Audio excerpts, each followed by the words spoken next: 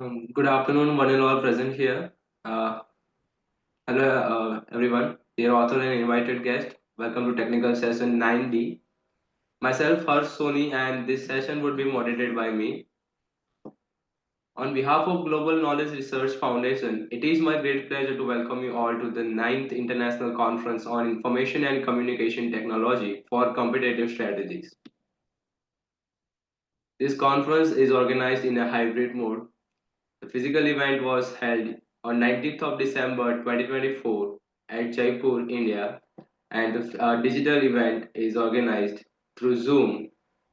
That means today and yesterday, that means 20 and 21st of December 2024. I hope you will enjoy the knowledgeable and interactive sessions through the day. In this session, we have 10 presentations. Each presenter will be given 8 minutes for the presentation and 2 minutes for the question and answers. On 7 minutes, I will raise a gentle reminder so that you can conclude your presentation on given duration.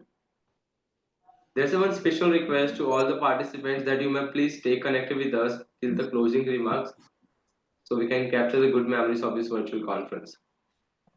Okay, so just before we get started, I would like to introduce you all to the chair for the session, Dr. Sanjay Gaur, session chair. Dr. Sanjay Gaur is currently working as a professor and head at CSC, head of institution GICSA, Gandhinagar University, Gandhinagar, India.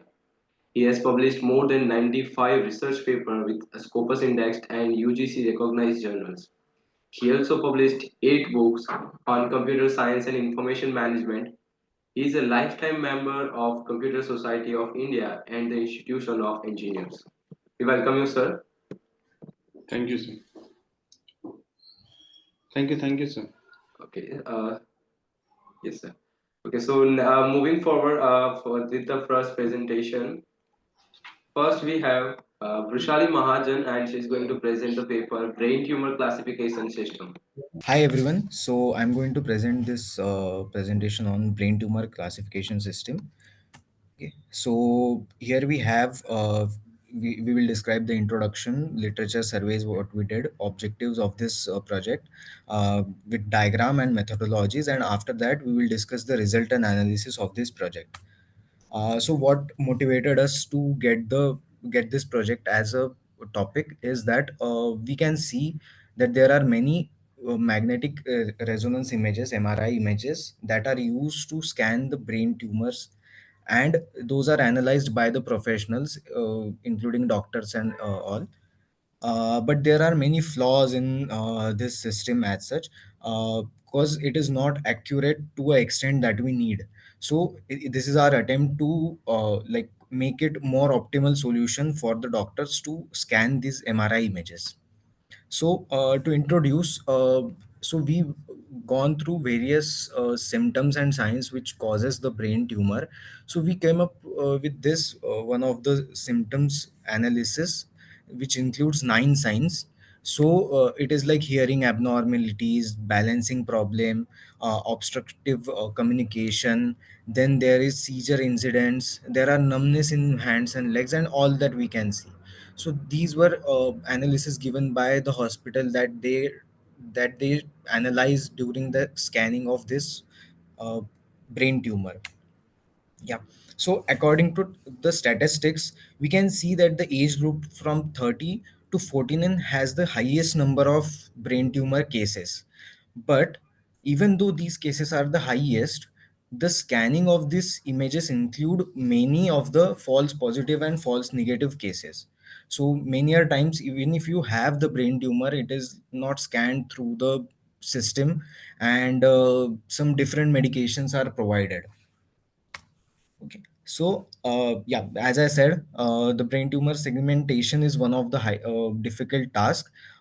So, what the primary task for this scanning is that the classification of glioma, meningioma, and pituitary classes of this tumor. So we need to add more images to the data sets. We need the segmentation of tumors which are conjoined to the skull, which are closest to the skull. Then we need to reduce the time by scaling the hidden layers. So these are some of the things that needs to be performed in the current system. So these are few research papers that we gone through. There is the literature survey. uh, yeah. So what is the objective of this project is that to collect the existing research of brain tumor detection, do the analysis of those functioning, then recognize what needs to be mentioned and needs to be considered in current systems. Then we have to implement the new methods, faster analysis and comparative analysis of this classification. And then we need to classify the real images faster. Okay, this is the diagram, which block diagram which we go through. First we have the data set collections which we have taken from hospitals and various online data sets available. Then we do the pre-processing, including the segregation and labeling and naming of this. This can be covered into data division as well. Then we do the data augmentation using TensorFlow, and we do the randomly flips and crops and rotate of those images. Then with our code, we can do the feature extraction, and we train the model, we test the model, and after testing we can get the classification of the real images, and finally we get the evaluation of the performance. This is the division of our data set, and the set is mentioned over here, where we have no tumors and all the three classes of the tumors. This is like sample images of what the tumors look like in the MRI dataset. Then we have the pre-processing stages. So from original images, we do the skull. There are skull stripped images. We segment them, then normalize to MNI space and the spatial smooth images. So these are all the pre-processing steps that are performed. Then during the augmentation, we have at first we have the input. Then we do the rotation, flipping, trans, shear, scaling, noise, and we reduce the brightness at last. So all these things, this is the input, and finally we get a augmented image. Yeah. So in our CNN model, we have used EfficientNet B3. So like from the proposed method EfficientNet B3, we have scanned three CNN models, out of which EfficientNet B3 proved to be the most effective model in this project. Yeah. So during this, it was proposed that the fourth architecture B3 model has 384 layers, and we chose the images size of 300 by 300, and we can see that there are different scalings that are performed. Then while during the training of the model, we have enhanced the image to 160 by 160 to get a better result. Then we have it has the alternate dense and dropout layers, which effectively gives the output. Then we have added the pooling layer, which is followed by the two dense layer and two dropout layers. Okay. Then number of neurons in the dense layer are 60s. We have Adam optimization. Along with, we have used the softmax activation function. Yeah. So after the complete methodology, training and testing, we have come up with the result which can be seen in these two graphs. So basically the losses for inception V3 are presented here, losses and accuracy, along with VGG16 as well. So we can see there is a difference in losses. We can see the losses are less when it comes to the last epoch, and the accuracy has gone to the highest on the training and validation data. Let's see the confusion matrix for this.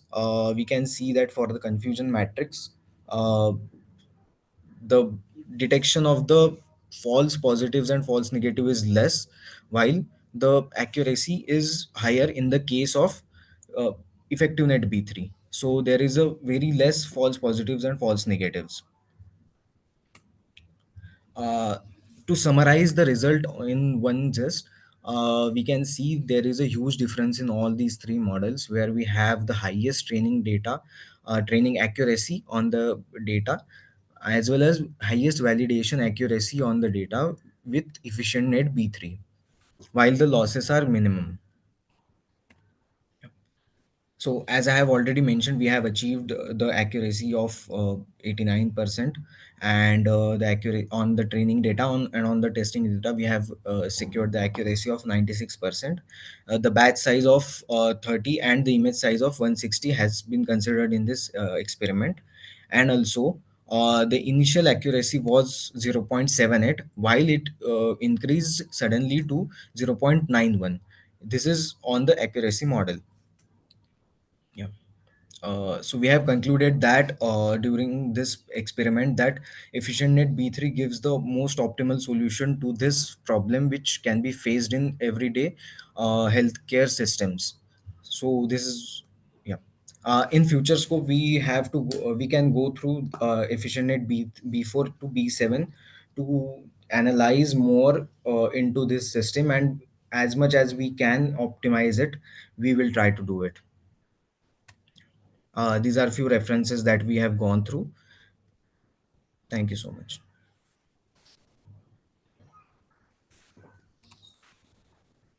Okay, thank Okay, you. okay, fine. Fine, Mr. Tejas, sir. Yeah. Sir, tell me what is the future scope of your research? We are not getting clarity with your future scope.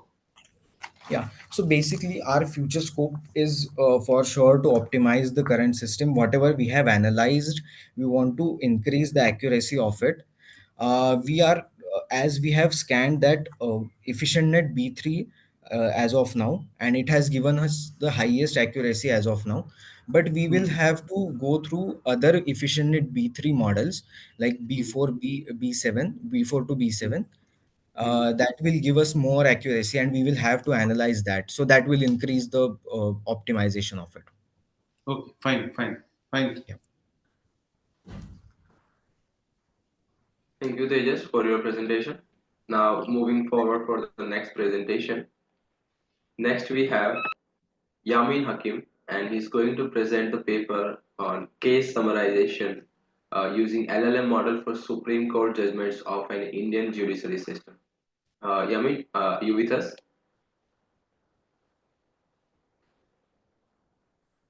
Yes, I'm here. Thanks, Yes. sir. You may please proceed with your presentation. Yeah, thank you so much.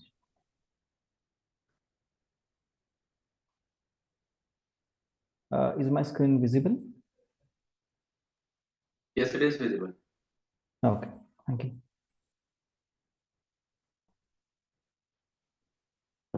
Okay, so good afternoon, one and all. Good afternoon to the session chair and all presenters here.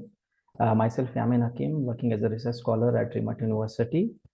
And today I'm here to present on the research topic, which is a case summarization using LLM model for Supreme Court judgments of an Indian judiciary system. So as the name itself indicates that we are going to summarize the cases of Supreme Court.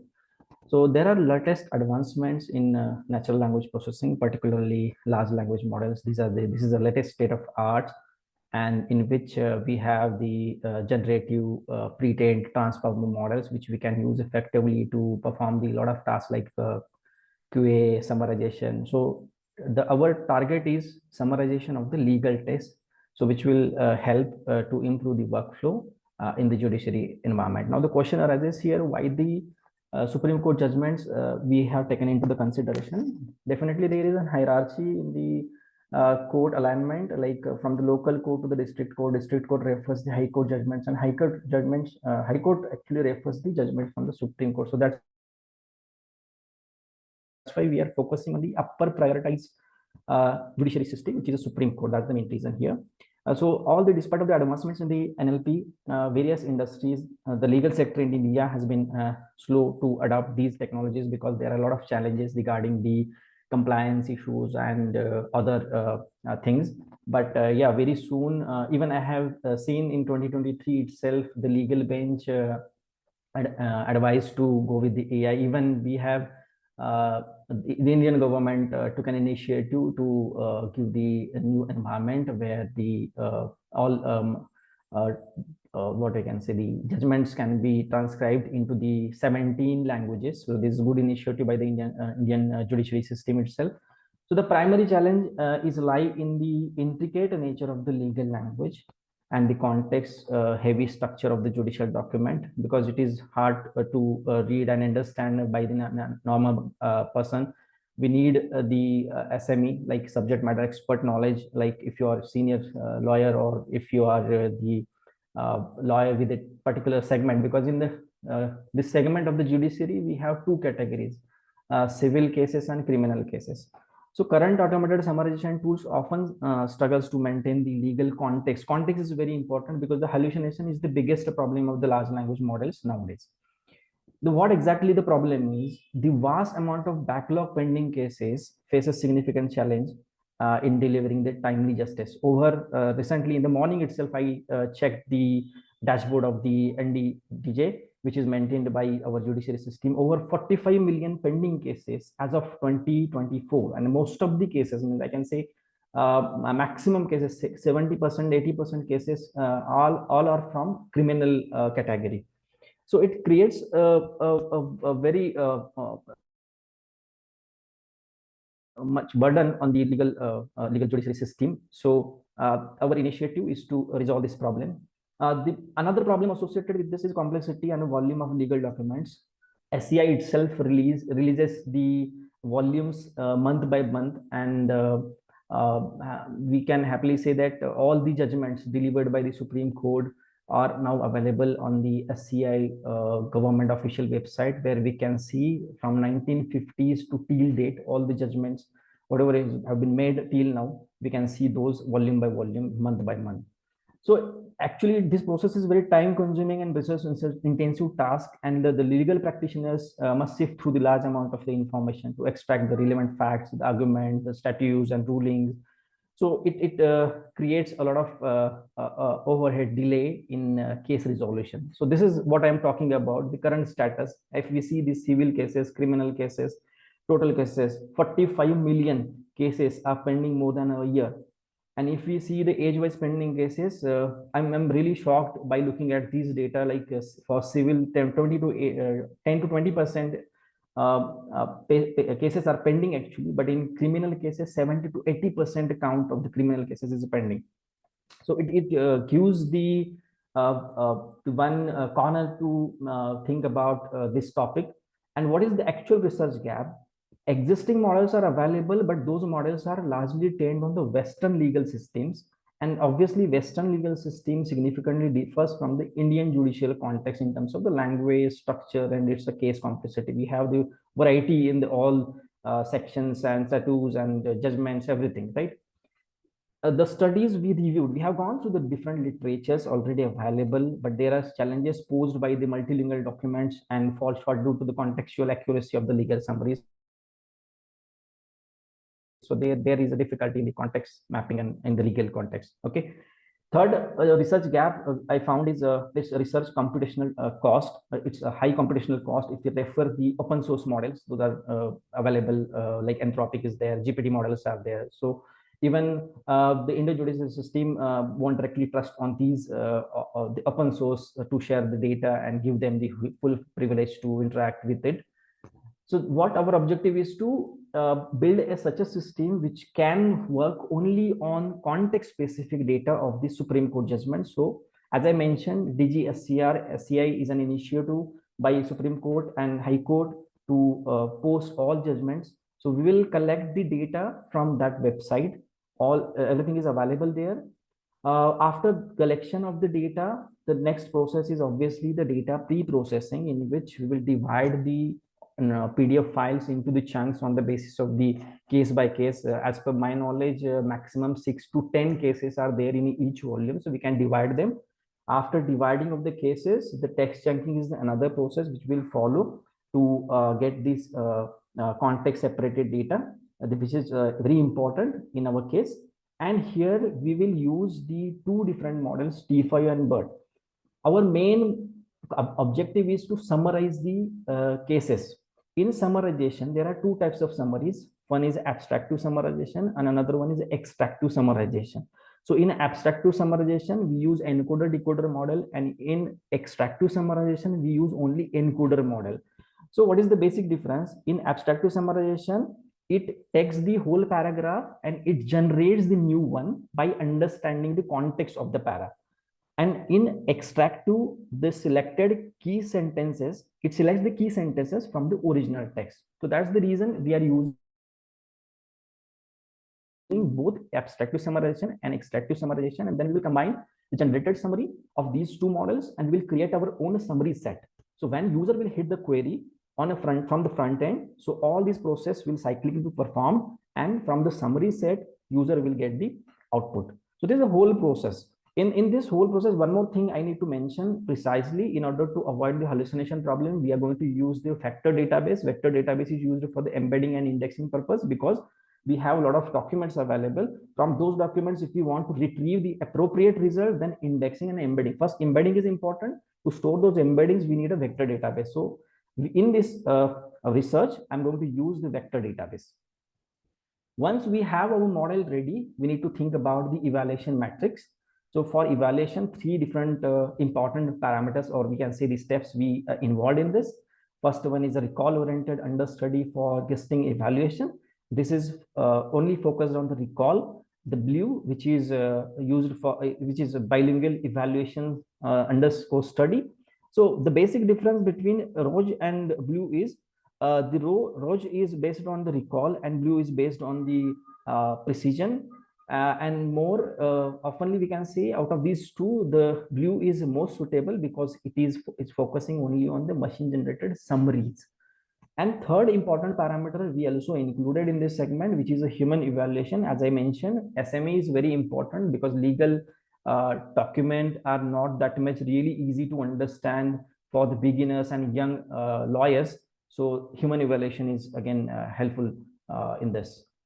So coming to the conclusion, in this research, we have demonstrated the capability of using the large language model, precisely I can say T5U and BERT, for abstractive and extractive summarization will help in automating the case summarization for the Indian judiciary system. By fine-tuning these models, when I come to the fine-tuning, we also need to consider the district court judgments, which is a future scope actually. The judgments from the lower courts may vary in some sort of context. So we will focus on that level also in a fine-tuning. But as our vector database is capable of doing all fine-tunings as much as we can supply the data in the database, so it will retrieve accurately, and embedding will help you to understand the context of the all summaries in this legal context, okay, in the legal documents. And the evaluation metrics we are going to use throughout this study is Roj and blue scores. The range of the Roj and blue is 0 to 1. When it is closer to 1, obviously 1 is not expected at all because it is a very edge case.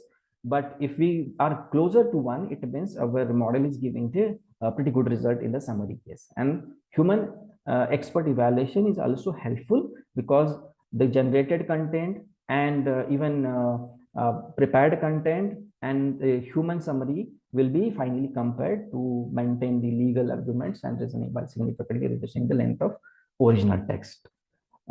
This is all about my research. Thank you, everyone. If any question is there, I'm ready to answer. Okay, very good presentation. You did good job.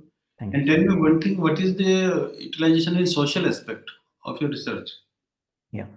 My focus is on the young lawyers or the newcomers or even the one who has an interest in the legal studies.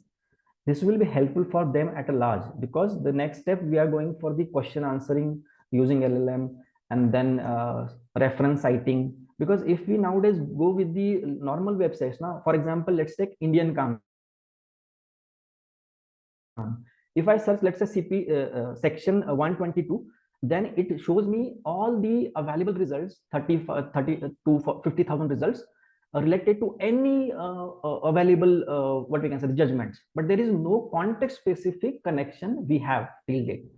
So if I am the one who is filing the case and I want to explore something about my case or related to my case, then it will be very easy if we get the summary just by a single click. Okay, fine. Yeah.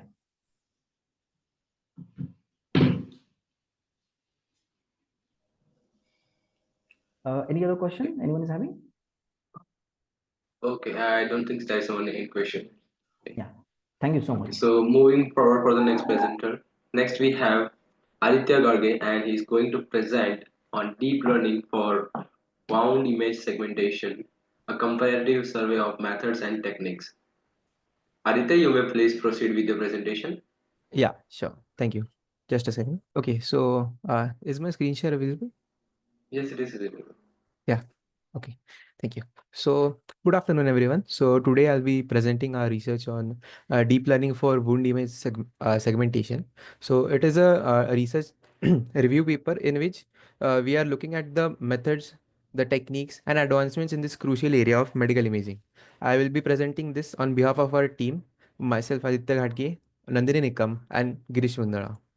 So, looking at the key points of our research. So, first we look at the importance of wound management. So, chronic wounds affect a lot of people which suffer from diabetes or chronic bed rest. So, they suffer from these wounds which do not heal for a long time. So these also affect their psychological and they have a physical, psychological, and a financial impact. And it is essential for us to improve their outcomes by providing them with a better diagnosis. So there are a few challenges which are faced in this in this sector, such as inconsistent clinical assessment. So wound care has subjective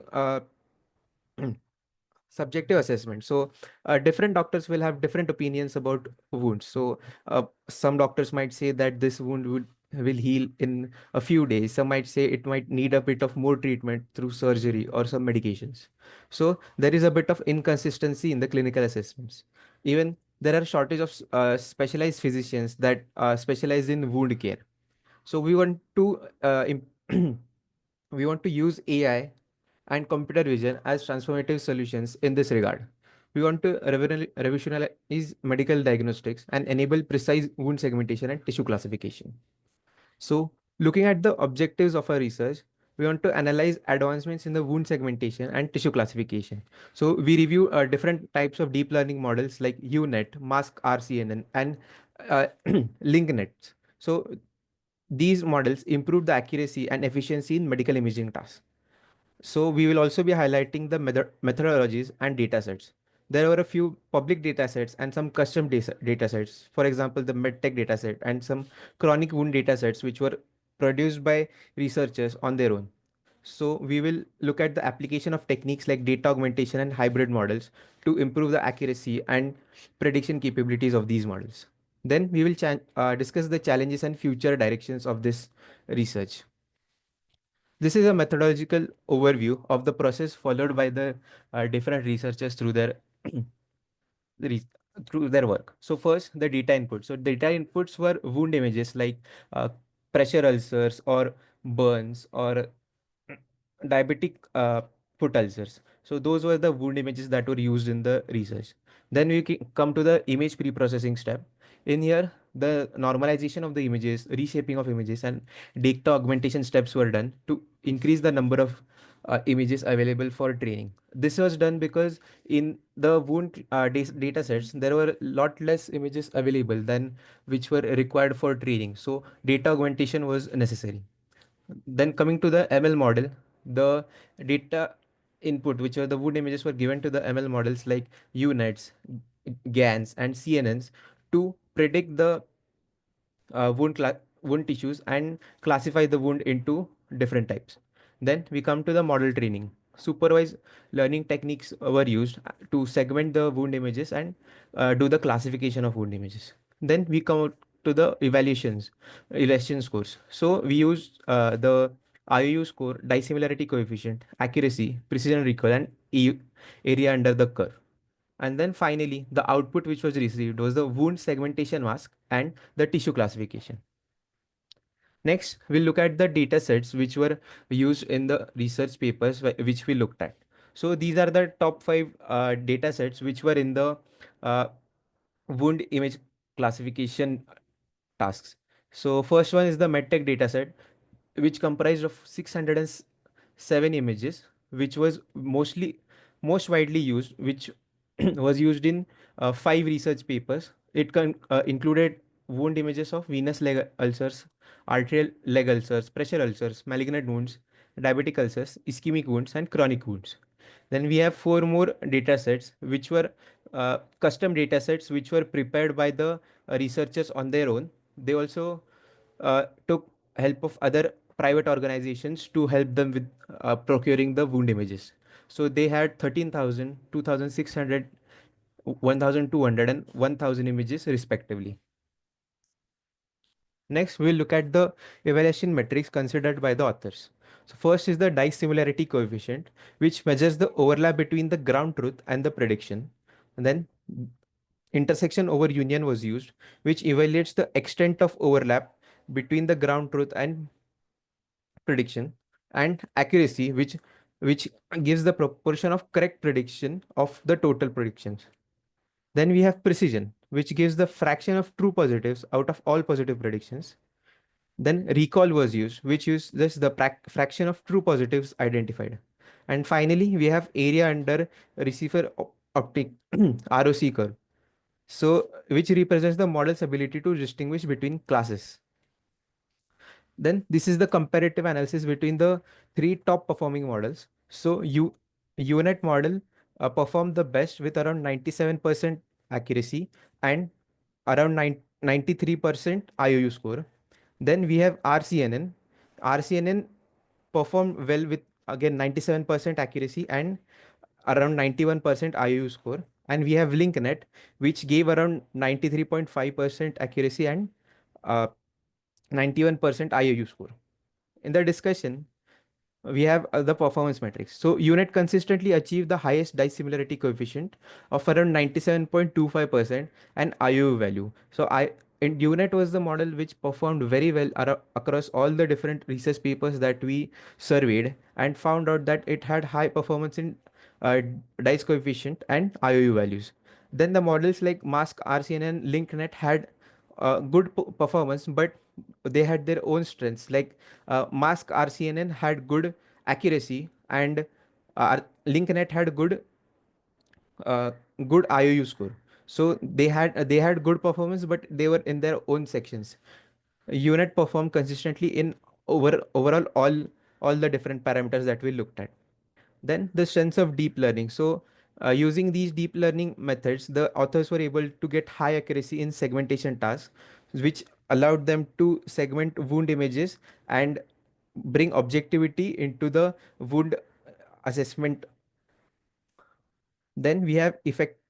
We saw that deep learning was effective for complex medical imaging tasks like tissue classification. So, wound image can be segmented into two parts. First is the exact wound area, which gives the area in which the person is affected, and then we have the tissue classification. So a wound can further be broken down into different tissues like granulation, necrotic, or slow, which the percentage of which determines the healing rate of the wound. So a wound with high granulation will heal faster than a wound with high necrotic or high slow tissues.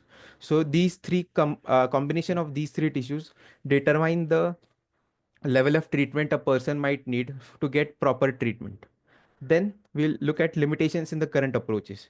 So because there were less images available of wounds across the uh, internet and even the custom data sets, the models struggle with small and imbalanced data sets. And there were variability in imaging protocols, which impacts performance and consistency. So the images captured in the research were from either mobile cameras or sometimes digital cameras. There was no consistency in the protocols. So here were the challenges. Sorry to interrupt, Aditya, but you Yeah, have last 1 minute for the presentation. yeah, sure. So these are the challenges which were faced by the authors. The dataset variability. So the wounds image differ in lighting size, resolution, and making standardization difficult. There were limited annotated data. So there was very less data that had segmented wound images, and models struggled to adapt to diverse wound types due to variability in appearances. So these were the challenges which were faced by the authors. Then the future directions. So In the future, hybrid and ensemble models can be used to improve the accuracy and robustness of the model.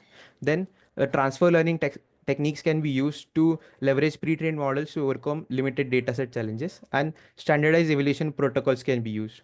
They can also develop larger diverse datasets so that models can train on different types of images. Then, the AI can be uh, integrated into real-time scalable solutions for I wound think management. it is okay for Yes. two times mentioning your. Please Yes, sir. conclude. Yes, sir. So, in concluding, the AI can help in advancing wound care and bring Okay, objectivity to wound okay. assessment. Then it's okay. So, We we'll understand. conclude. Topic, it's okay. Fine. Yes, sir. So, we can conclude. Mr. Soni, please call the next one. All right, yeah. Thank you, Aditya, for your wonderful Yeah. presentation. And Thank you, I'd sir. like to call next presenter. Next, we have Shrikant Srishagar, and he's going to present on equity research analyzing using generative AI. Hello, Harsh. Am I audible? Yes, you are audible. Hello. Well, yes, I'm going to present on behalf of Shrikant. Is it okay? Should I share my screen? Yeah. All right. Yeah. Yeah. Is my screen visible? Yes, it is visible. Okay. So, good afternoon, everyone. It is an honor to present at ninth International Conference on ICTCS 2024. I'm excited to share with you our research work on equity research analysis using generative AI.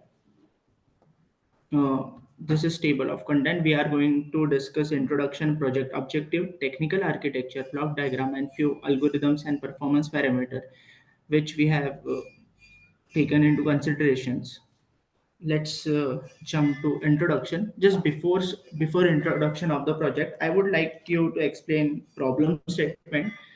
Equity research analysis plays a key role in making financial decisions. However, with the rapid increase in financial data, traditional method struggles to keep up. So, what do we mean by traditional method of equity research analysis? Let us discuss this first. The traditional method involves what is equity research analyst. Equity research analyst is a person who works for a mutual fund company and research different companies, so where that mutual fund should invest his amount of money. So from this ppt we can see that we have some bunch of analysts working for hdfc mutual fund, and this mutual funds are investing their money in Tata Motors, Reliance, Infosys, and SBI, and so on companies. So if we were to talk about a single research analyst, he will be assigned to a specific companies. For example, let's say Tata Motors and Reliance. And how he will be conducting his traditional research, he will be analyzing some some tools. He will be reading a bunch of newspapers for the insights. He will be visiting some websites like Money Control and the Economic Times. So this traditional equity research analysis method takes a lot of time. But as we all know that equity research analysts don't have a lot of time, and they have to provide some useful recommendations for their companies. So we have introduced a tool in which we are researching with the help with by using generative AI. This project handles the challenges by integrating generative AI, large language models, and vector database. Let me walk you through the functional. Let me walk you through the project objectives. Basically we have main three objectives. First is like gathering data efficiently, answering question accurately, and provide clear summaries. So for that, we have implemented some features. First one is query based analysis. In that, user can input specific question about a financial data, and the tool provides precise answer. For summarization, by processing multiple URLs, our tool generates concise summary of data sets, saving analysts valuable time.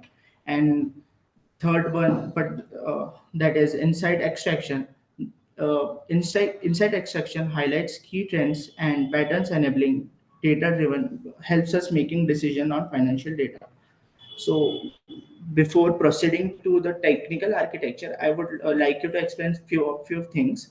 Like user is putting URL into our tool, and we are analyzing data. So this data can be very lengthy, and for analyzing this data, there is some cost associated with it. Like we are using here OpenAI's API, so it has some cost. So before so we cannot, for reducing this cost, we have designed this technical architecture so that we could get minimum cost for the analysis of the data. So first the user will be putting some documents into our tools, and after that, once the document is loaded, we will be extracting complete data and splitting it into different n number of chunks. So after this chunking is done, basically chunking is partition of data. After the chunking is done, we are storing these chunks of data into vector database so that we can retrieve the chunk of the specific chunk accordingly. So after that, once the data is stored in vector database, we are retrieving some specific chunks related to the query asked by the user. Once this we have retrieved this specific chunks and the query which we are passing this retrieved chunk and the query to the LLMs, and the LLM will be generating our answer for the query. And if this query is like for summarization, then we will have to pass the all n chunks to the LLMs, and accordingly the LLM will be handling the summarization process. So let us just let me explain you the block diagram. First, user will be inputting the URLs which he want to analyze. After that, we are collecting data using web crawlers. This web crawlers, we are not actually using web crawlers. We are using um, line chain framework. This web crawler is inbuilt with it. After that, we are formatting the data for like splitting into chunks, then splitting into small sections. After that, the context is embedded, stored into vector embeddings, and after that, accordingly, we are retrieving those chunks from the vector database. Mm. For user query, if the query is like for short answer, then we are using similarity search. In that, we are parsing and specific chunks vector for a quick and accurate answer.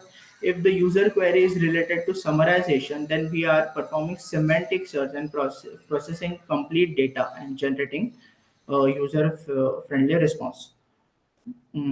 This is like algorithm for similarity search. These are few steps for similarity search which we have implemented. The algorithm for semantic search, like these are the few steps for semantic search algorithm. And for evaluating our project performance, we have taken consideration into few parameters. Like first one is recall parameter. What is recall parameter? Recall parameter is the ratio of relevant instance retrieved to the total number of relevant instance present. This is like formula for the recall parameter. And the next two are precision and accuracy.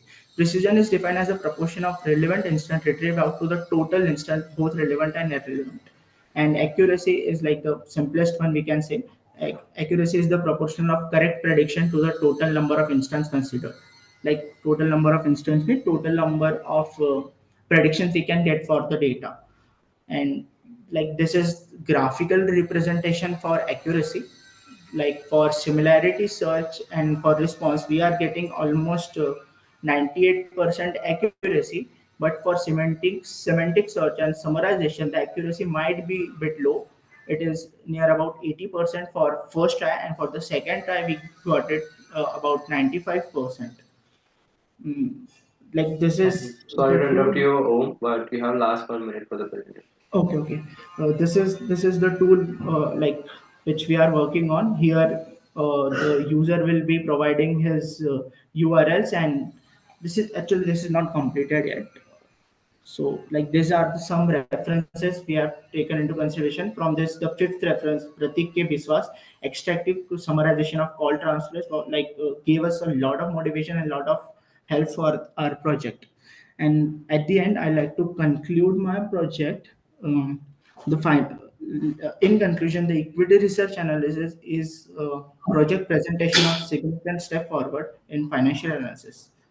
and it really helps to simplify and complex data processing and enables user to unlock valuable insights effortlessly.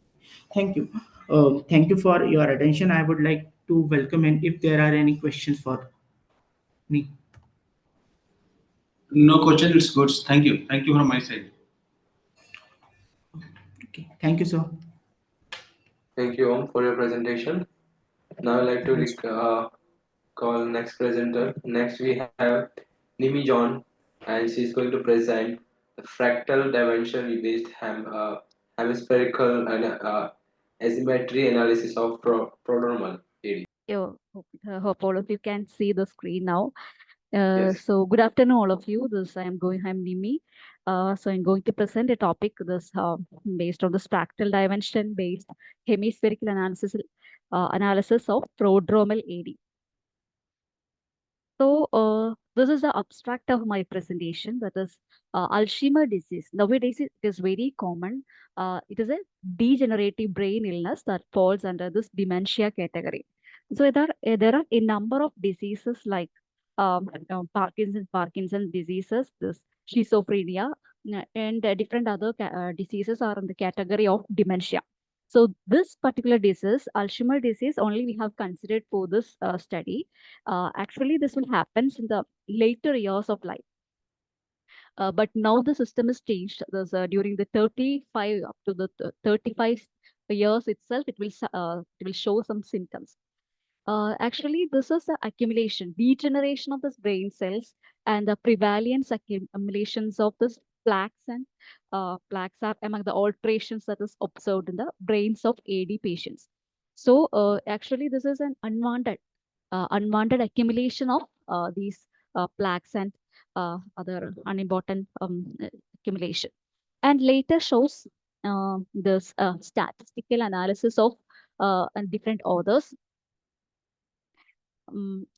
So this Brookmeyer described this 106.2 million AD people will be there in the world during the year of 2050. So that means 85. If you are taking it 85 people, 1% will be affected by this type of disease. Then another statistics shows by the 2050, this 59% of AD cases will occur in Asia, that is accounting for around 48% of reported. Then there are one more statistics, number of people whose brain cell damage will be expected to reach 152 million. So these are different statistics. And this is outline of my presentation, introduction, objective, literature, methodology, results, and conclusion. So actually, I have discussed, this is a type of dementia category disease, or Alzheimer's disease. So we have to detect this Alzheimer's disease. We have to study this details of Alzheimer's. There are different stages of Alzheimer's diseases are available. There is a mild stage that we can control and do the operations and all. We can do something, and we can reduce for progressing this type of disease. Then it is mild, moderate, and severe. So that is the pattern. That is a pyramid of this type of disease. When it is go to this moderate to severe, sometimes we can't cure this disease completely. We can do some exercises, etc., for this curing of this particular disease. Anyway, here I am using a very cheap and low cost EEG signal, that is electroencephalogram. So that is a brain activity of a person. So that is very random in nature. It's very nonlinear also. So we cannot say the same EEG of a person will happens in the next time. So it will different from person to person also. So actually, we have to use nonlinear time domain metrics for this analysis of electroencephalogram of healthy control. It is a comparison between healthy control, the EEG signals of healthy persons with that of diseased. So here I have used mild cognitive impairment, Alzheimer's disease, that is abbreviated as MCIAD. Then we have studied this type of MCIAD during resting and cognitive task conditions. So resting means we have considered two cases, eyes open and eyes closed. So these two are the resting state. Then this cognitive task state means we are doing some, we are given some questions to calculate some numbers, to add two numbers. That is mental arithmetic eyes open and mental arithmetic eyes closed. So these two are considered for this cognitive task conditions. Then we have analyzed this a nonlinear parameter like this fractal dimension. It is abbreviated as FD. That will for studying this difference between healthy controls and patients. That reveals that MCIAD, this most damaged region during resting and cognitive states. Then after calculation of this fractal dimension, we have also calculated this homologous areas inter hemispheric symmetry, which is abbreviated as HARS. That is especially due to this, after the calculation of this fractal dimension only, we have proceeded with these parameter that will also use to analyze the changes in the brains of this healthy as well as patient. And from the analysis, we also receive this prodromal status can be also detected by using this EEG. And these are the objectives of our presentation. Cognitive decline in the MCIAD is greater than when performing cognitive states. Similarly, this impairment is noticeable in the parietal lobe. Brain is classified in two different lobes. That means temporal, parietal, occipital, and central lobes and all. So these lobes has different functions. So we have concluded these are the objective. Impairment is noticeable in the parietal lobe due to during the cognitive stage. That is the classification of this lobes that is based on 10% to 20% of Nasion to Inion distance. So actually, that is also a standard that is used for placing different electrodes on the brain for taking this EEG signals. That is standard is called 1020 electrode placement system. Then these are the few literatures that we have gone through. That is different nonlinear parameters like this approximate entropy, similarly this Lioprov exponent, correlation dimension, and other parameters. Then automutual information and other parameters that we have also gone through for this studying of this new paper. And as I have discussed this different lobe analysis that we have done, actually this EEG recording is happened by using this 32 channel EEG acquisition device. Then 23 channels are considered. So it's named like this T1 temporal, T1, T2, T3, T4, T5, T6, then parietal, occipital, and frontal temporal. And ear lobes. So we have to keep this reference points. So that's why I have selected A1 and A2, two ear lobes. And the sampling rate that we have considered is 400 Hz. And this is the methodology that we have adopted, fractal dimension. So it is a slope of log of L of K over this log of 1 by N, ln of 1 by K, that is fractal dimension. And this is a calculations part. So this is the equation that is used for calculation of this fractal dimension. And as I have discussed, this fractal dimension parameters, we have analyzed these homologous areas in the hemispherical analysis. So that we have considered. So this is Sorry the to interrupt you, equation. ma'am, but you have last 1 minute for the presentation. Okay, so sorry.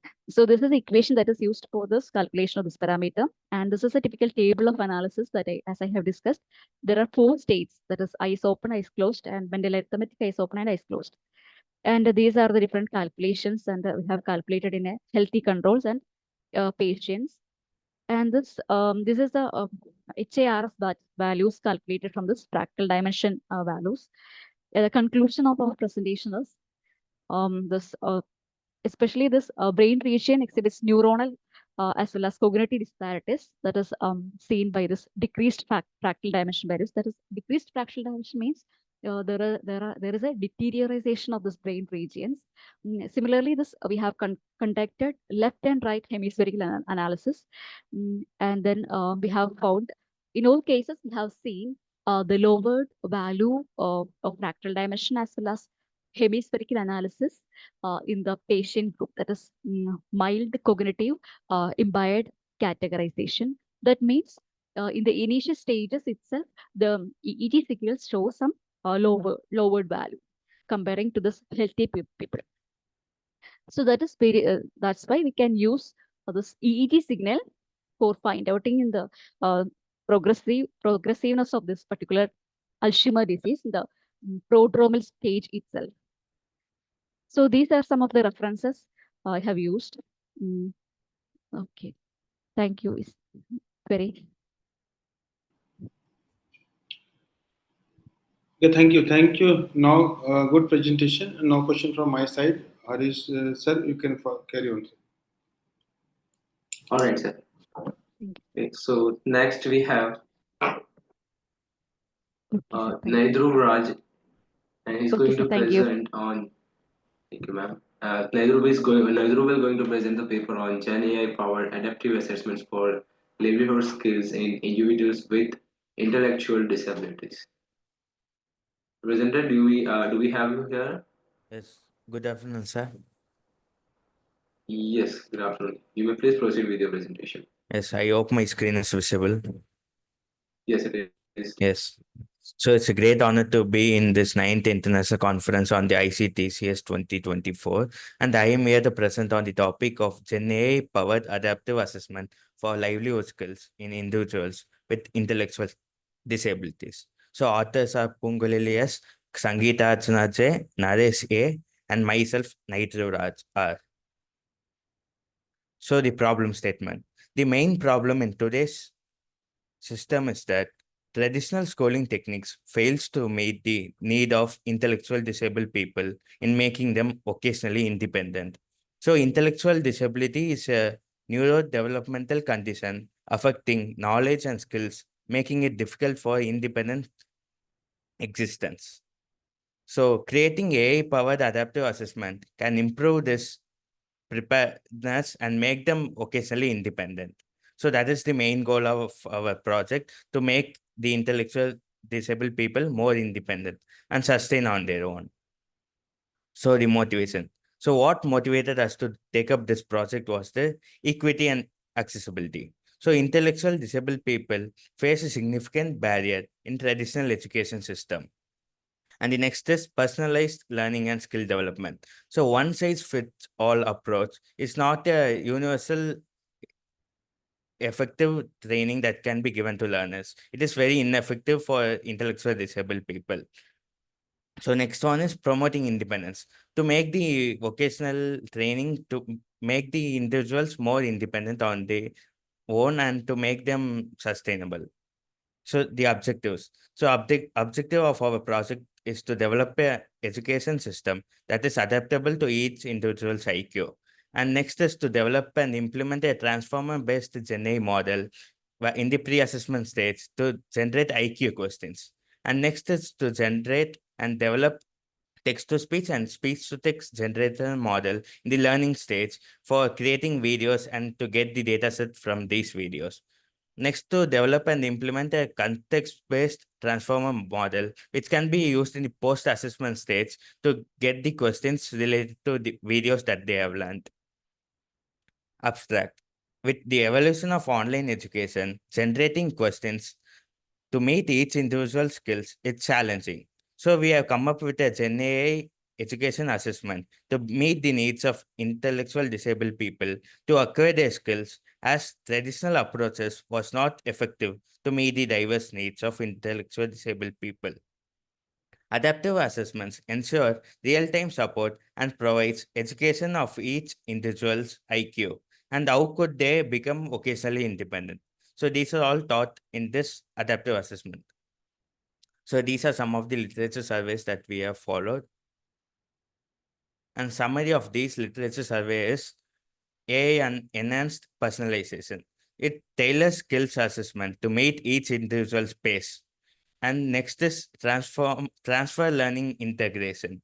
Usage of pre-trained models like Gemini's transformer model to meet the transformer learning. Framework flexibility to make them flexible for different skills and domains. Generative AI for simulation, using diverse scenarios to make the assessments more effective. And the quality and diversity of module is to make adaptive modules that can be very much helpful for the individuals. So this is the main architecture design of our project, where the user must initially authenticate inside the system, and the profiling is done initially, where you would be getting the candidate details, the age and factor, and main important criteria are the emotional stability and their social skills, and physical and motor skill, which can determine how well they are in and how deeply they are being affected using IDs. And next will be the communication skill. Now, once the profiling is done, next will be the pre-assessment stage, where we'll be finding the IQ using a test taken called the pre-assessment test, where you'll be using the vector data store and using the RAG transformer model, where you'll be getting the details from the online web vector data store, and we'll be generating questions using the LLM model, and these questions will be answered by those individuals, and based on the results of those individuals, we'll be categorizing them as mild or moderate. So based on this mild or moderate, their complete next stages are going to be adaptable. So in the learning stage, they would be getting instructional content in the form of videos, and they would be learning these videos, and we would be having even conversational AI bot to converse with them so that they can clarify their doubts. Once this learning stage is completed, the learning materials which they have learned would be acting as a data set for the next post-assessment stage. So these data would be sent to the post-assessment stage, where this would be acting as an data set, initial data set, where we'd be using the BERT transformer model. BERT transformer model is generally bidirectional encoder representation from transformer. So which we'd be using to generate questions related to the context that they have learned. So they will be attending this post-assessment stage too, and based on the results that they get from this post-assessment stage, we'd be declaring whether they are capable and they are vocationally independent, or do they need any other training more. So even we have another user called the special instructor, who would be able to update the learning stage contents according to them, and would be able to analyze the results obtained by the users and can give feedbacks to them. So the list of modules being used are user profiling model. As you have seen, this is the first module which is very much essential to determine how well is a person in this intellectual disability. The next one would be the pre-assessment stage, where you would be testing the IQ by giving a test related to IQ test. The learning module. The learning module would be personalized instructional content that they would be learning upon. The post assessment would be test to assess their capability and how far they have learned the content. The performance report generator would be generating the result, and the analysis would be done on that to make them vocationally independent or not. So first stage is profiling stage, where we'll be getting their personal details and disability information if they have any, and their educational background and cognitive and behavioral data, which is very much important, as it would be determining their attention span, memory capacity, as we can make our system adaptable to these things and make them sustain. So here you would be seeing the flowchart how the user would be logging in into the system. The next one would be the pre-assessment stage. Here we'll be using the data set as the vector data store, which is an online database where you can get the data related to the IQ test. And we'll be using the RAG model to retrieve these information from the online. And we'll be using LLM model, which will be trained upon these RAG models to generate questions related to the IQ. And based on the result, you would be determining whether the person is mild or moderate. The next would be the learning stage, where instructional content and video lessons would be provided to the individuals, and they would be learning on these individual lessons on their own, and they would be having even chatbot to answer their questions if they have any. And the data set that's being provided as a video would be acting as a data set in the next stage. The video lessons which they are learning would be acting as a data set, and so in the next stage, which would be the post-assessment model, where you can generate questions related to the content which they have learned. So here the input data would be the information about the learner's progress, how much he has completed in the learning stage. So only till that the questions would be generated, and also the text would be generated in form of data set from the learning stage to make them contextually dependent. And next would be the data from the user profiling module. So whether they are mild or moderate. If they are mild, a specific test set of questions would be generated. If they are moderate, a specific set generation would be questions would be generated. And this is done using the BERT model. So BERT is a special self-attention mechanism that used to capture relationship between the words in a sentence by traversing from both the direction. So that is the specialty of Sorry BERT. to interrupt your author, but you have last 1 minute. Okay.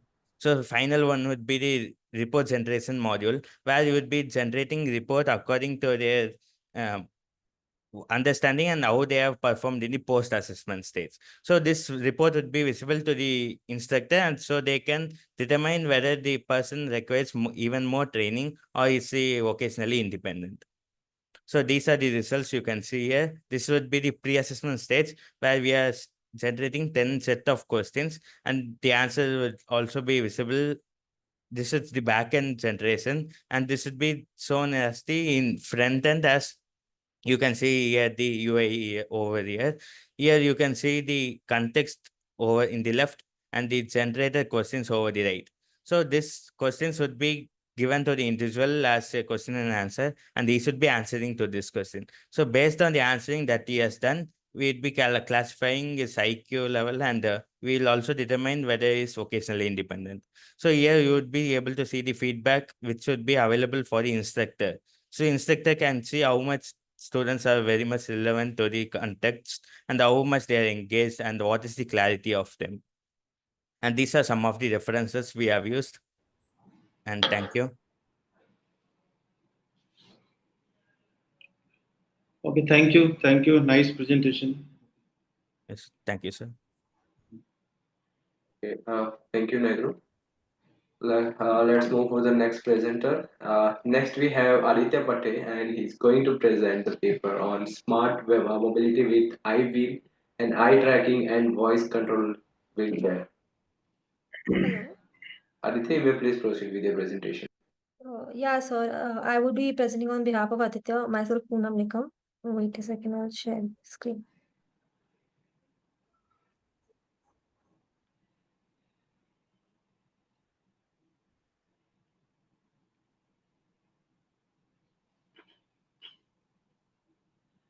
So is the screen visible? Hello? Yes, it is visible. Okay. So good afternoon and all present here. And firstly, thank you for letting us present in the ICTSC conference this year. Myself, Poonam Nikam, along with me, I have Aditya Pathe, Kunal Pawar, Aditya Pawar, and Sejal Pawar as the co-authors. So as the name suggests, it's a smart mobility with eye wheel product, wherein an eye tracking and a voice control wheelchair is the product of our paper. So moving on with the introduction. So before the introduction, I would like to introduce the problem statement to you all. So we all know that people with severe mobility and disabilities often have struggled with the limited control over their movements and surroundings. Also, along with that, we also know that the traditional wheelchairs that we have, they have assistant devices that help the people or the user, but may not be suitable for the users who need an easier or more accessible way to move. So we have a built-in product or a project where which names iWheel, which addresses the issue by combining an eye tracking and a voice commands to interpret the blinks and the head movements, which would help the user to access the wheelchair independently. So, as the introduction suggests, we are aiming on the innovative and assistive technology. Along with that, the main aim of our product is an affordable and accessible solution to the users. So, these are a few papers that we studied. These are the literature surveys, as we can see. Please come So, on the methodology directly. Come on methodology. okay, so Methodology and the experimental. Okay, so the methodology suggests that we have used software and hardware part. In the software part, we've used the Python library for the eye tracking and data head movement detection. Along with that, we have used OpenCV for image processing tasks and visualization of the input video feed. I will be taking the input in the form of real-time application through the camera module. So the main part of our project is the DLib library, which is a machine learning library, which is used for phase detection and shape prediction. So basically, sir, this is a crucial calculating part, which is eye aspect ratio, which would be monitored by the blinking of our eyes and command the wheelchair to move in the particular direction. And along with that, we have used the Arduino board, which is used for the main hardware, used as a main hardware controller. And also, we've used an ultrasonic sensor, which will be used for detecting the obstacles in the wheelchair's path. So the next part will be explained by Sejal. So hello sir, so moving with the methodology again, then we start with the software development which goes through the eye tracking and blink detection with the head pose estimation which heads towards the set motor control commands from the Arduino and it connects to the hardware integration also. Then the obstacle detection and avoidance is done by testing the system with the initial and user testing and then the iterative improvement. Next slide.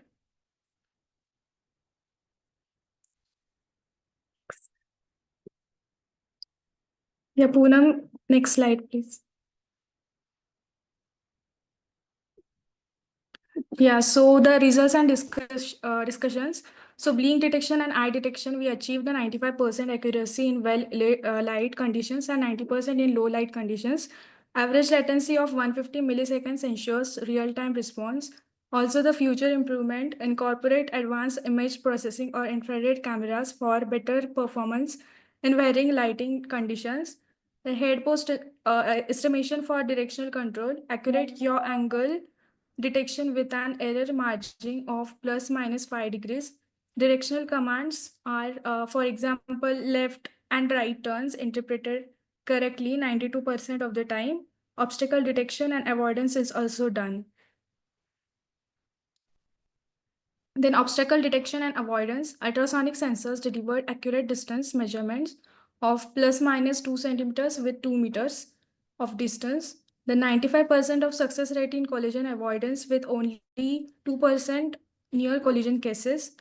Enhancement opportunities, add stereo cameras or LIDAR, LIDAR to improve environmental awareness and further minimize collision risk. The system reliability and usability, comprehensive testing demonstrated reliable performance across core functionalities, validating the system's practicality for real-world use by individuals with mobility challenges. Then moving forward, next slide.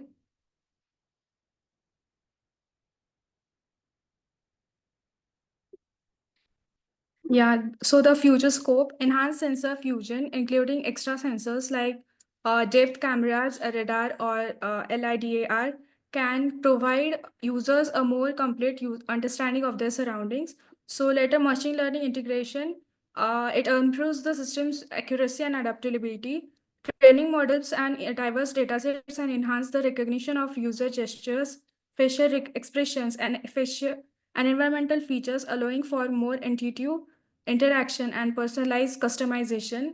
User-centric design, the future iterations of I will used should prioritize user-centered design principles to ensure inclusivity and accessibility. Seamless integration with smart integration environments, integrated I will with smart home and smart city infrastructure can further enhance user experience and convenience. Then conclusion, feasibility of effectiveness.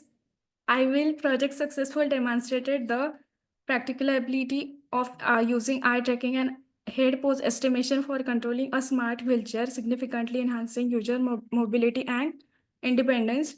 Core system components, key features such as eye aspect ratio EAR has been used in this project for blink detection, head pose estimation for directional control, and ultrasonic sensor for obstacle avoidance work cohesively to ensure reliable performance.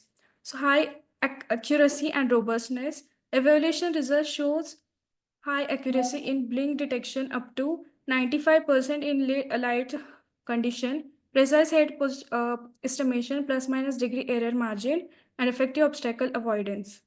Real world validation, the system performance in real world scenarios validates the robustness of the algorithms as its potential as a reliable assistive technology for individuals with severe physical disabilities. Yes, thank you.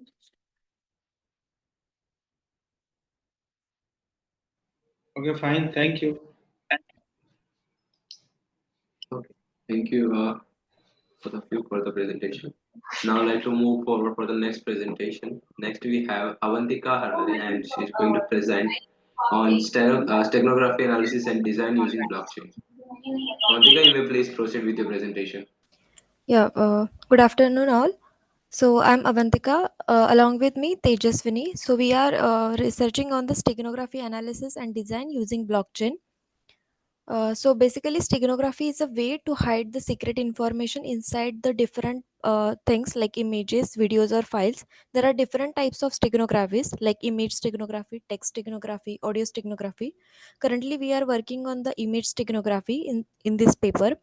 So the aim of the project is three main parameters which we are aiming from this project is first is enhance the data security, to develop a method for securely embedding hidden messages or data within digital images to prevent the unauthorized access and protect sensitive information.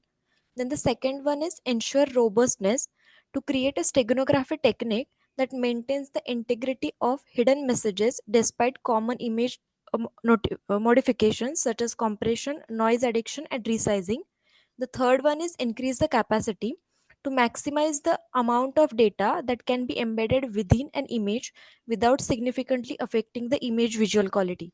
So these are the aim of our project. Next part is about the methodology of the project. So basically, less significant bit is the most popular technique in image steganography, where actually we are hiding the information in the LSB bits of the pixel values of the image. So as you can see here that this is the original red pixel value of the red, and the 0 is the LSB of that red pixel. So in the encoding process, what we are doing is first we are taking the image and resizing them with the help of resize function. Further, we are taking the input which the secret data which we are going to embed it inside the image. We are converting those image into the ASCII value. Further, those ASCII value is going to be converted into the binary format. So all binary bits are going to be replaced with the LSB bits of the pixel values in the R, G, and B values, and then we are encoding and then we are saving that encoded image. So we are using so here is the example. Suppose there is H, which is the secret data. So that H is going to be converted into the ASCII value. Further, that ASCII value is going to be converted into the binary format, and those binary format is going to be stored along with the delimiter, which is further used for the decoding process, is going to be embedded inside the pixel values of R, G, and B. So those pixel values are going to be modified as seen here. Then this is the encoding part which we have completed. Then inside the decoding process, we are finding out the delimiter. Along with the delimiter, we are combining all the pixels values of LSBs, and those pixel values those LSB values are converted inside into the ASCII value. Further, those ASCII values are converted into the text format, and we can decode the data which we are encoded in the image. So this is the basic block diagram of the LSB technique, where we are adding delimiter with the text. Further, that secret message is converted into the ASCII, and further it is converted into binary, and then we are encoding into the image of the RGB values of the image, and then the image we get is known as the stego image. So this is the embedding algorithm, and in extraction algorithm, we are taking those stego image and we are extracting the LSB bits from that stego image until we will not find out the delimiter. Further, we are converting those binary bits into the ASCII, and from ASCII, these are converted into the text. And from text, we are getting the extracted secret message. So this is the basic block diagram of project. This is the real-time image steganography, getting the basic overview how actually it is going to be work. Then these are the performance parameters which we are finding out with the help of this algorithm. Like security, it defines like protects hidden data and maintains the image quality, where we are finding out the basic two parameters. First is the peak signal to noise ratio. If the higher signal, if higher the PSNR, it means the image has better quality. And the second one is mean squared error, which indicates that if the less MSE value, Please show the then there final are results. Please show the final results. these are some results like which we have concluded. We are taking some images with different KB values, and we are find out their PSNR and MSE values. uh, as the image size is less, then we are getting the high PSNR values. So the conclusion is the code provides a simple implementation of image steganography using the LSB method for hiding and extracting the messages in images. Also, it calculates the key quality metrics like MSC, PSNR to evaluate the image impact of data hiding on image quality. Then system allows users to decode and encode the messages in various image formats, like we are using we are giving the options for .jpg, .png. And the last one is by displaying both the encoded and decoded images, it offers a clear visualization of the processes and results. So the future scope of the project is blockchain ledger can store timestamps and verify the authenticity of encoded images. Then second is smart contracts could automate the encoding and decoding, allowing only authorized access. Third is blockchain decentralized nature ensures tamper-proof security of hidden messages. Fourth is improved data integrity by preventing unauthorized uh, as extraction of embedded images. And last is provides an extra layer of protection that make the system more reliable for secure communication. Yeah. Thank you, Sam. Thank you. It is a nice presentation. Thank you. Thank you, Avantika. Now, moving forward for the next presentation. Uh, Next, we have Sheikh Mohammed Asrar Ahmad, and he's going to present the paper on Text Guardian AI generated text detector. The presenter, you may please proceed with the presentation. Uh, Thank you, everyone. Myself, Sheikh Mohammed Siddiq. I did my graduation in Artificial Intelligence and Data Science. So,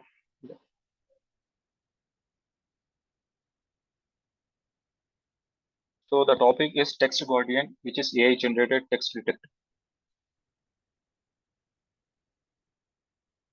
This is the agenda. We'll see overview and model and what's the analysis and what is the purpose of like proposing this work, and we will see the performance as well.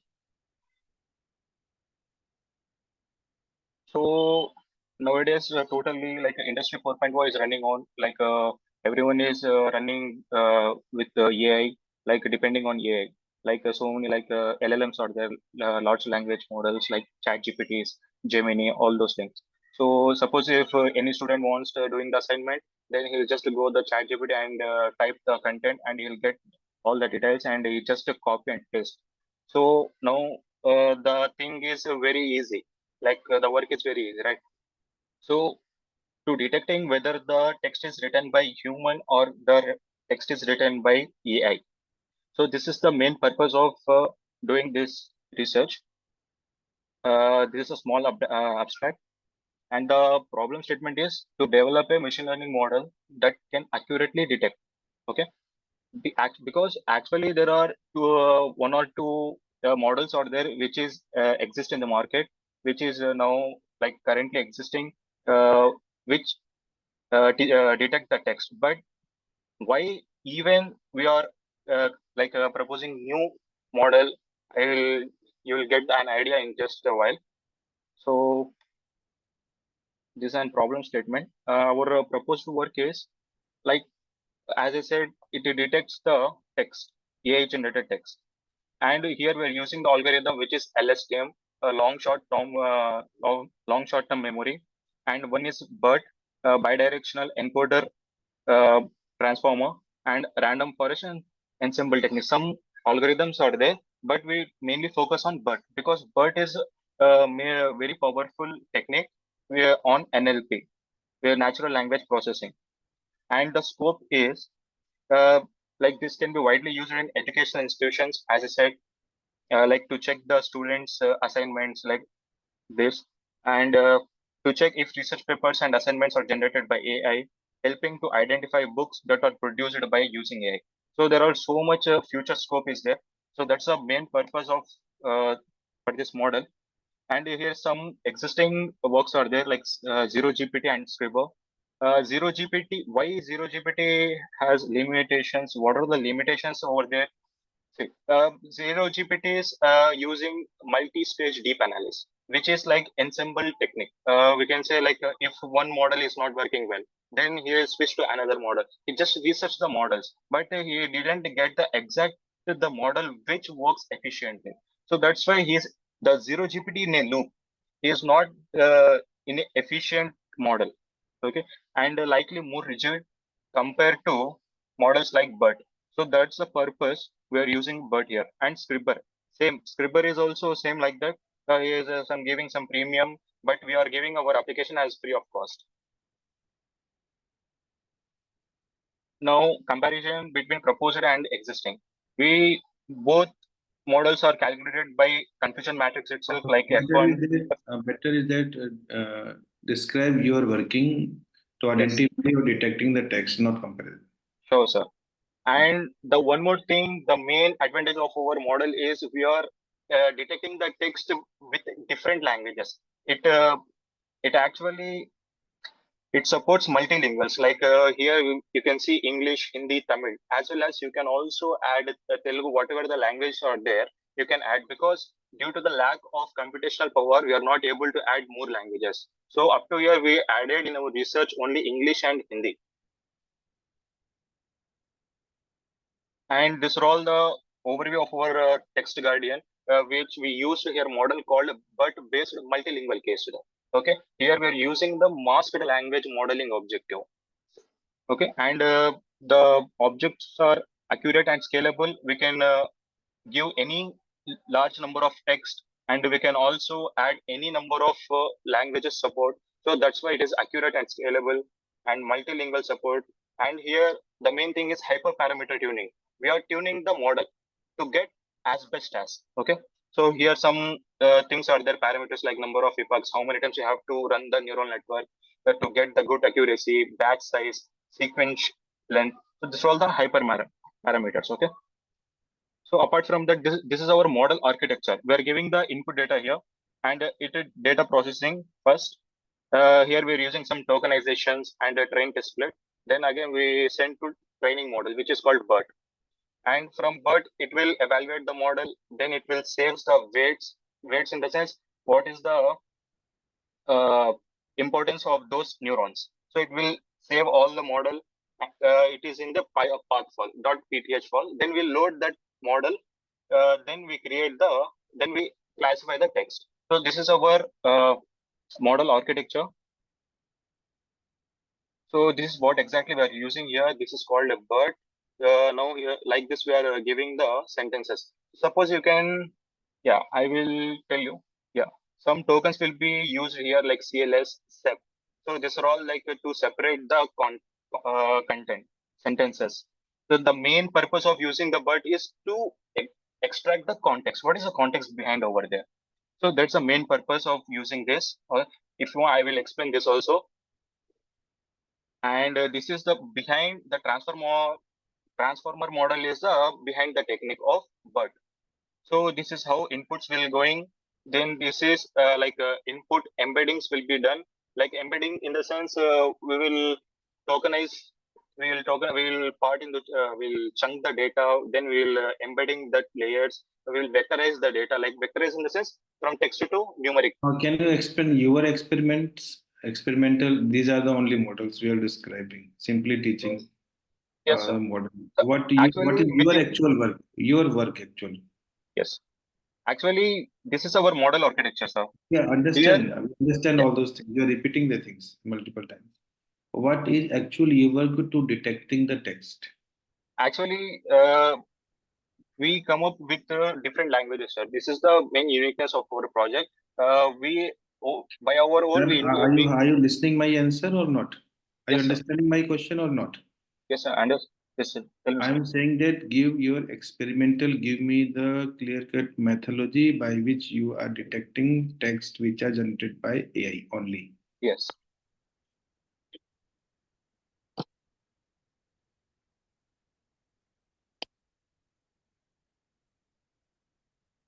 So this is the actual we make the differences, sir. Like zero GPT gives a 15,000 input token length, and we will give the 20 up to 20,000 like input token length. We are using the but bilingual case, which was created by our own that model, sir, with the help of the but architecture. That's what I'm exactly saying. This is just the background. Like this is abstract architecture, but the main thing is we are using this but based multilingual case. This is the model that we are created. This is what I'm going to. This is what I am saying. And here we worked on like hyperparameters tuning. We on the like experiment base we given the parameters like number of epochs, how many we should have to give. So these are all the research we have done here.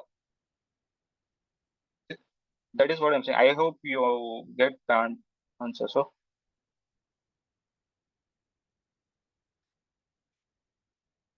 Okay, thank you. Thank you. I think it's enough for your from your side. Okay, thank you. yes, Thank you. Please.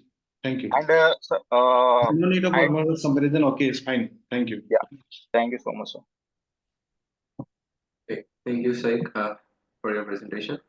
Thank you Now, so much. just a quick announcement for the Tanisha Malik if she is available in this session. Okay, so she's not available. Let's move forward for the closing remarks.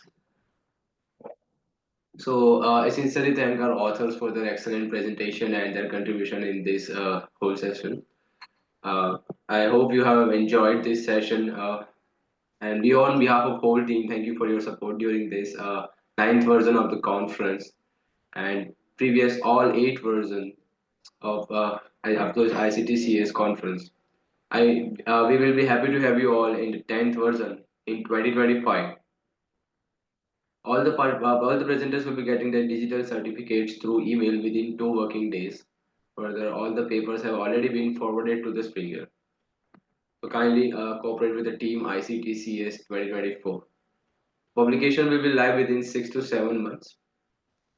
Okay. So just before we end the session, I like to thank our session chair for chairing this session. Sir, there is one token of appreciation to be a chair on behalf of Global Knowledge Research Foundation and ICTCS 2024 team. Thank you, sir, for your valuable presence. Okay, so now at the end, I request you all to turn on your camera so we can capture the good memories of this virtual conference. Thank you, everyone.